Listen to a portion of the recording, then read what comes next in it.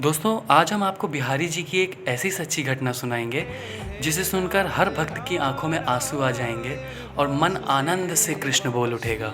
तो चलिए शुरू करते हैं। दोस्तों, ये सच्ची घटना वृंदावन के बिहारी जी के मंदिर की है। बिहारी जी की शयन आरती के बाद गोस्वामी जी रोज़ लड्डू और पानी का भोग रखते हैं, ताकि अगर रात में ठाकुर जी को भूख या प्यास कुछ भी लगे तो वो लड्डू खा लें, पानी पी लें। लेकिन एक रात गोस्वामी जी लड्डू और पानी रखना भूल गए। अब ठाकुर जी को रात में भूख लगी, तो अब ठाकुर जी निकल पड़े फिर बाहर लड्डू खरीदने। तकरीबन 11 या 12 बजे का समय हो रहा होगा।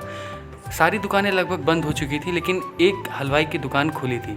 अब ठाकुर जी ऐसे तो जा नहीं सकते थे वहाँ, वरना हलवाई ऐसे ही देख के बेहोश होकर गिर पड़ेगा।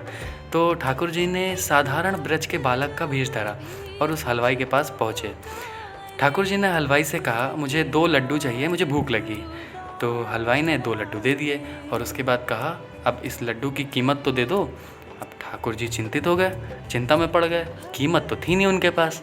तो उन्होंने हलवाई से कहा कि कीमत तो नहीं है, लेकिन मेरी मैया ने मुझे 2 कड़े दिए हैं, तुम 1 कड़ा रख लो और इस लड्डू की कीमत के बदले।